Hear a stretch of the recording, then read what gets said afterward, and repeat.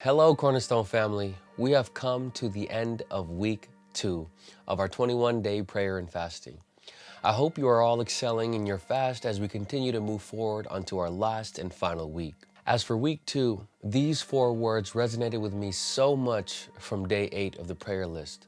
Strength, endurance, initiative, and discipline. These rang so true to my walk during this time and even up until the days that led up to our fast. For day 8 of week 2, the verse was Galatians 6:9, which reads, "And let us not grow weary while doing good, for in due season we shall reap if we do not lose heart." Depending on where you are right now in your walk, if you are pressing on and you are pressing on intentionally, you will see that there is external resistance. When you walk or run for exercise, they say that if you are able to have a conversation, you're not putting enough effort into that exercise. And in that respect, we may need to recollect and wonder if our walk with God has become so lax that we don't even experience the pressure to rightfully keep on pressing on, as they say. Now, as we all know, the enemy hates it when we're active, and he will do all that he can to slow us down. So if everything is easy for you right now, it's time to take it up a notch. In that prayer on day 8, it also read like this: "I pray that in my moments of weakness that I will not give up. Help me to not let quitting be an option. Now I pray for strength, endurance, initiative, and discipline. Help me to continue pressing forward and to keep on pressing on until the end." Now, if you guys can recall of that prayer, I don't know about you, but it resonated so well with me. So with that being said, how can we apply these 4 words in our walks for week 3 to come? Strength.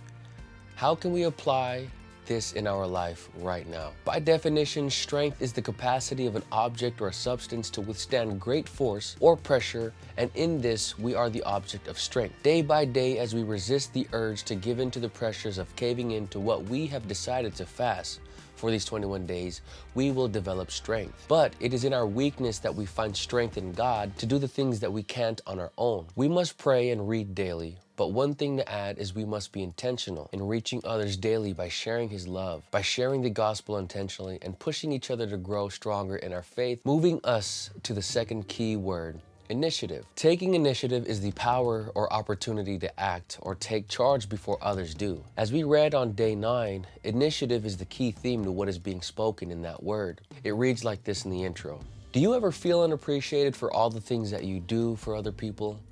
Do you feel that no one really notices or even says thank you?" How does this apply to us today? Are we the only ones in our circles right now encouraging others? Maybe are we the only ones sending out love and it's not reciprocated the way that we want it to? Well, my friends, these are the things that people who are intentional experience all the time.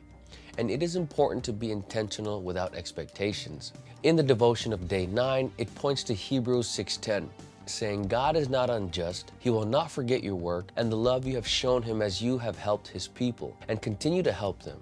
You never know. Maybe one day as you continually pour out your love unto others, or maybe one day in desperate need, they might come running back to you for advice because you may be the only Jesus that they see in their lives. So let's continue to be intentional while we take initiative in those around us. So let's continue to be intentional while taking initiative, and also remembering that endurance plays a key part in this as well. Going back to day 8, we can see how endurance is key in our fast. Despite the strength we have gained and the initiative we have taken to be intentional, sometimes we can only do it for so long, and that's where endurance plays its part. On day 8, we are reminded to keep our fire burning for the Lord, and it says this in Romans 12:11. "Do not lag in zeal. Be enthusiastic in spirit. Serve the Lord. Rejoice in hope. Endure in suffering.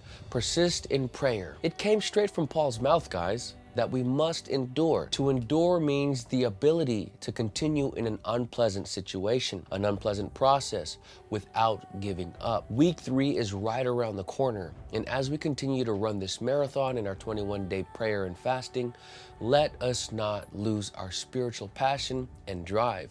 We have to keep on resisting, and we have to keep on pressing on. And last but not least, the most important one of them all is discipline. There is this guy that I love to listen to when I go on my 4 a.m. runs in the morning, and that's Jocko Willink. Some of you may have heard of him, and for those who haven't, he is a retired Navy SEAL whose mantra is discipline equals freedom. We know that the root word for discipline is disciple, and to be a disciple is to be a student or a follower. And in that, we are disciples, followers of Christ. To be disciplined is to have the quality of being able to behave and work in a controlled way, which involves obeying particular rules or standards. Now, needless to say, we understand that to be a disciple for Christ, we must follow his ways, we must follow his teachings, and we do that in obedience. And in the sense of what Jocko was saying, that discipline equals freedom, is in the very same way when we pursue Christ, even when it's hard, even when we don't feel like it, even when the easy route seems like the best one to take, we must uphold discipline in pursuing Christ. Because if discipline equals freedom, then the same can be said when following Christ equals freedom from our sin. Now that's it, Cornerstone. Let's keep it up. Remember,